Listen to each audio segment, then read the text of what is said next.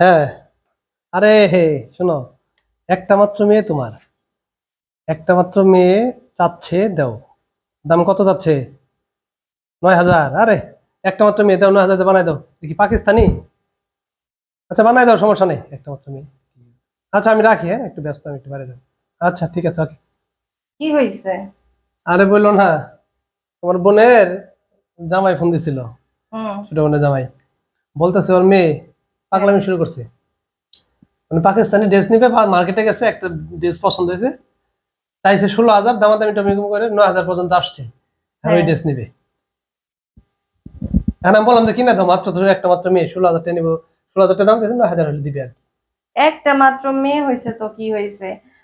তাদের খরচটা আগে দেখতে হবে না? আর তুমি হচ্ছে না শুনে নাই করেই বলে দিলা যে ইয়া কিনে দাও।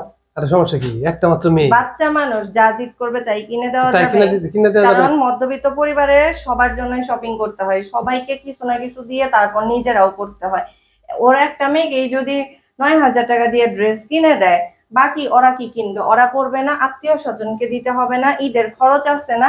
বাড়িতে যাতায়াত করবে, সবকিছু করবে, ভাড়া লাগবে না? ওদের বেতন কত? সর্বোচ্চ 20-22 হাজার টাকা। 20-22 হাজার টাকার মধ্যে মেয়েকেই যদি 9,000 টাকা দিয়ে জামা কিনে দেয়, এটা কোনোদিন হইলো? আর কি একাধিক মেয়ে, একটা মাত্র মেয়ে। একাধিক মেয়ে হোক আর একটা মেয়ে হোক, সবকিছু সন্তানরা চাইলেই কিনে দিতে হবো? আরে মেয়ে কি করছে জানো?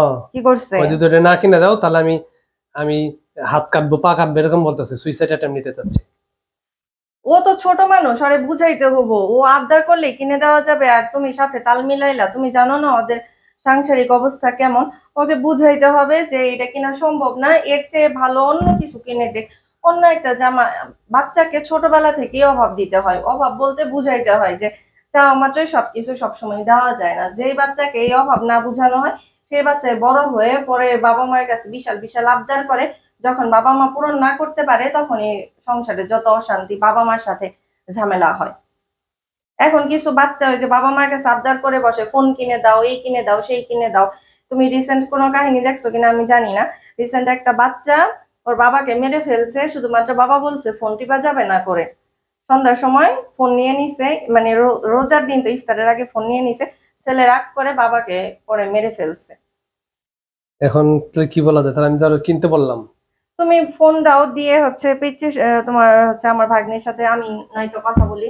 প্রয়োজনে বলো যে আমাদের ওইখানে চলে আসতে, এক জায়গা থেকে আরেক জায়গায় গেলে মনটাও ভালো লাগবে। কিন্তু যেই বাজেটে জামাটা চাইছে ওইটা ছোট মানুষ কিনে দেওয়া কখনোই সম্ভব হবে না। তাহলে আমি কথা বলি। আচ্ছা, তাহলে তো ঠিকই বলছো, তাই না? হ্যাঁ।